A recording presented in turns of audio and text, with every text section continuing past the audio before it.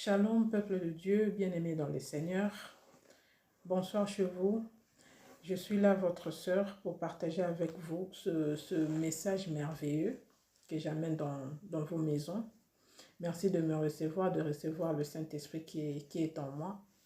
Donc, je suis là aujourd'hui pour partager avec vous ce message qui nous parle de demander.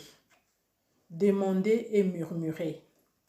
Pourquoi, mes frères et sœurs, je suis là aujourd'hui pour vous parler de demander et murmurer?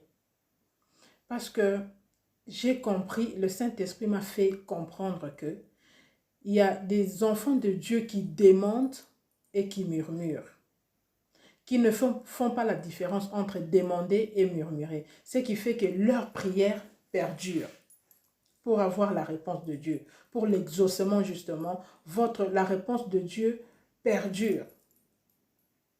La réponse de Dieu, pour vous, Dieu vous a peut-être oublié, peut-être même. C'est ce que vous pensez. C'est pourquoi je suis là aujourd'hui, avant de continuer parce que vous savez, mes frères et sœurs, je peux donner les signes que Dieu me donne. Je peux amener vers vous, vous dire, voilà, Dieu nous a révélé ceci. Mais si vous ne comprenez pas, vous ne discernez pas, vous demandez mal, vous n'aurez pas de réponse.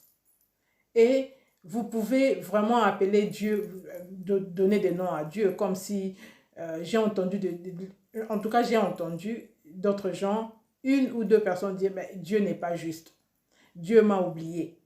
Vous voyez mes frères et sœurs. Et pourtant Dieu est juste, Dieu est juste, Dieu n'oublie pas ses enfants. Et la parole de Dieu retourne à lui avec sa volonté.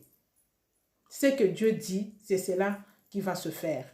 Donc, s'il y a des petits problèmes, s'il y a des soucis, s'il y a des choses qui ne changent pas, s'il y a des choses que vous ne comprenez pas, c'est tout simplement parce que nous confondons demander et murmurer.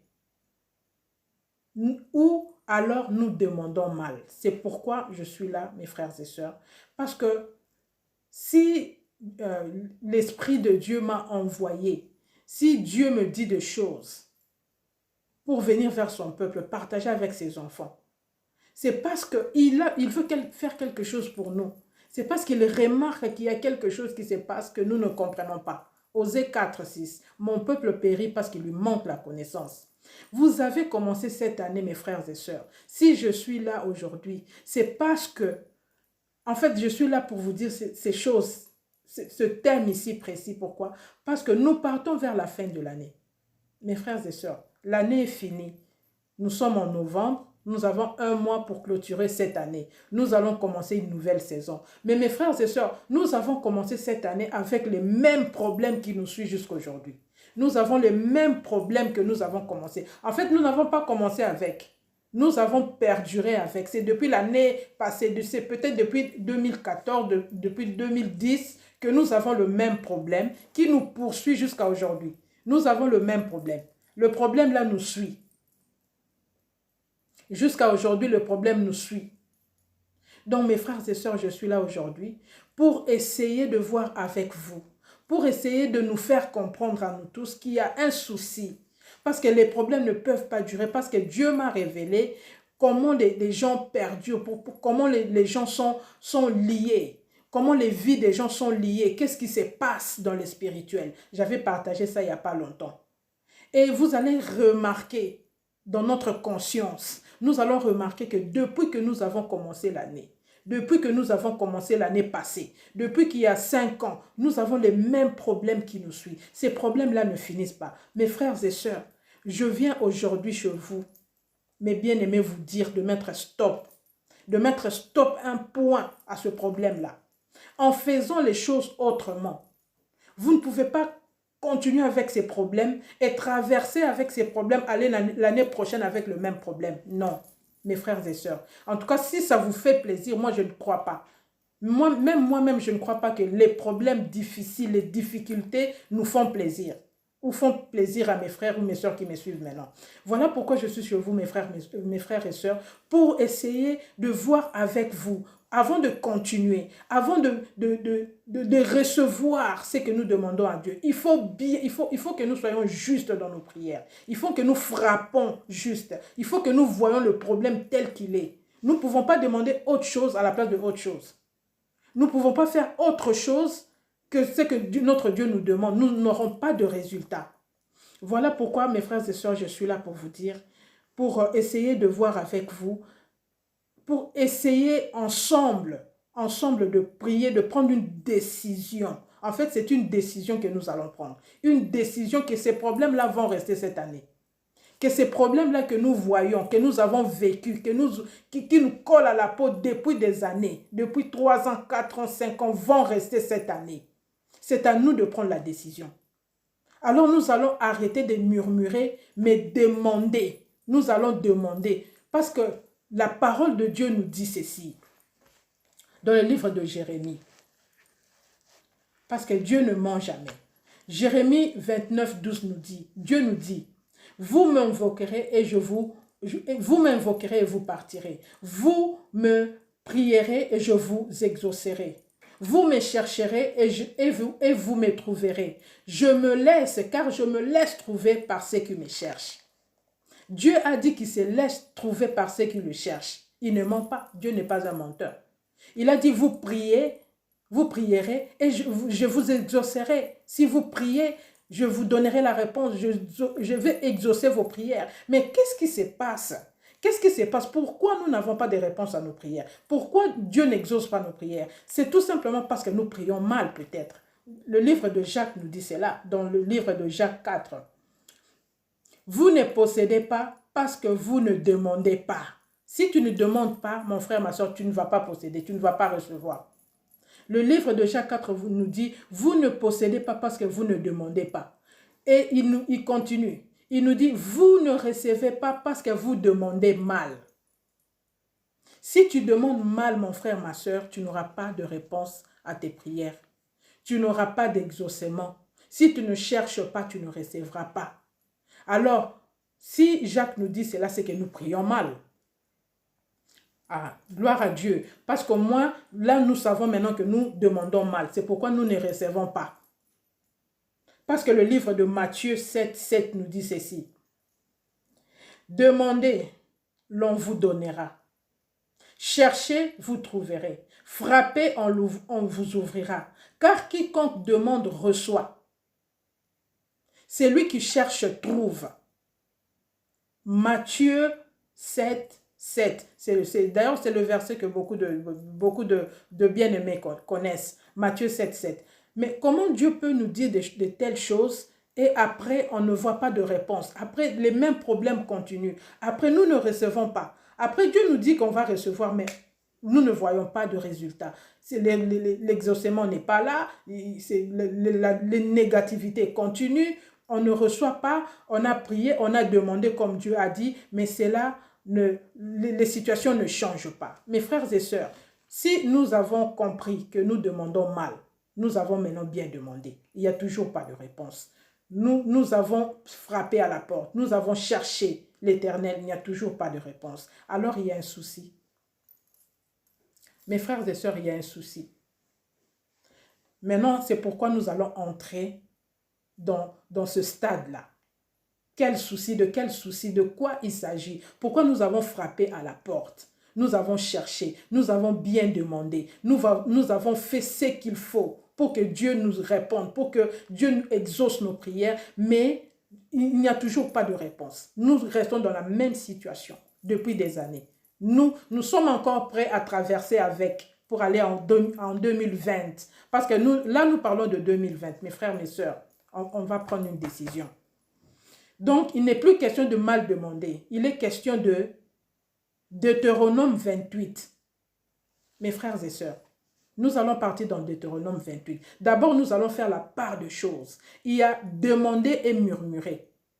Quand tu demandes à Dieu et quand tu murmures devant Dieu, c'est deux choses différentes. Déjà, je vous dis, mes frères et sœurs, Dieu n'aime pas des murmures. Quand tu murmures, murmurer, c'est bouder. C'est comme un enfant qui te demande des choses, mais il boude, il parle sous sa colère, il veut que tu lui donnes, il demande avec impolitesse, il demande avec désobéissance. Est-ce que toi, parent, tu donneras cela à ton enfant? Quand ton enfant est désobéissant, il ne t'écoute pas, il fait ce qu'il veut. Est-ce que frère, sœur, tu donneras... En tout cas, cet enfant-là, à tes yeux même, comment tu vas le regarder?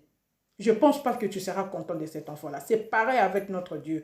Dieu nous a promis ceci dans Deutéronome 28. Les bénédictions, sachez-les mes frères et sœurs, sont liées à l'obéissance du Seigneur, à l'obéissance du Christ. L'Éternel nous a dit ceci dans le livre de Deutéronome. Si tu obéis à ma voix, si tu mets en pratique mes ordonnances et mes commandements, voici les bénédictions qui te suivront. Déjà Dieu, il a dit, il connaît nos pensées, il connaît nos demandes. Il connaît ce que notre cœur désire. C'est pourquoi en avance Dieu a mis les bénédictions qui nous accompagnent dans le livre de Deutéronome. Il a dit, cela va nous accompagner. Lisez le livre de Deutéronome 28, commencez 1 et descendez, parce qu'il y a les bénédictions et les malédictions qui suivent. Dieu est clair. Il a dit, si tu obéis. Alors mon frère, ma soeur, maintenant, voilà le vrai problème. Est-ce que tu obéis à Dieu? Est-ce que tu fais ce que Dieu t'a demandé de faire? Est-ce que tu es dans la volonté de Dieu même? Est-ce que tu pratiques ce que Dieu t'a dit? Parce qu'il a dit, si tu mets en pratique, pas seulement obéir, tu dois mettre ça en pratique. Donc, tu dois vivre cela avant que Dieu t'exauce. Est-ce que tu as mis cela en pratique? Pour que toutes ces choses-là, toutes ces bénédictions-là te suivent. Parce qu'il a dit dans le livre de Matthieu 7, 11, il a dit, si méchants comme vous êtes, méchants comme nous sommes, nous donnons des bonnes choses à nos enfants. Et lui, à plus forte raison, notre Père qui est dans les cieux, nous donnera-t-il pas ce que notre cœur désire? Qu'est-ce que nous ne donnons pas, nous parents, à nos enfants? Nous faisons tout pour nos enfants. Mais pourtant, nous sommes méchants dans notre cœur qui est un abîme. Nous sommes méchants. Aux yeux de Dieu, nous sommes pécheurs. Mais nous donnons tout à nos enfants. Mais à plus forte raison, c'est que nous demandons à notre Père. Mes frères et sœurs, je suis en train de séparer parce qu'il y a les murmures. Il y a les murmures qui frappent les vies des gens. Juste à cause de murmures. Parce que tu avais murmuré devant Dieu. Israël était frappé à cause des murmures. Parce qu'ils murmuraient devant Dieu. Ils ont murmuré devant Moïse parce que Dieu avait mis Moïse devant. Pour amener son peuple, pour libérer son peuple. Mais ils ont murmuré. Combien sont entrés en Canaan? Tous étaient morts. Les murmures tuent. Mes frères et sœurs, les murmures tuent les prières. Premièrement, les murmures. Premièrement, la désobéissance. Moi, je dirais, premièrement, la désobéissance. Deuxièmement, les murmures. Et troisièmement, Galates 5, les péchés. Ésaïe 59 nous dit que Dieu ne nous écoute pas. Il ne nous écoute pas parce que nous sommes pécheurs. Il n'y a que les péchés qui nous séparent de Dieu. Il a dit cela. Les péchés, la désobéissance, les murmures ferment les yeux de notre Dieu.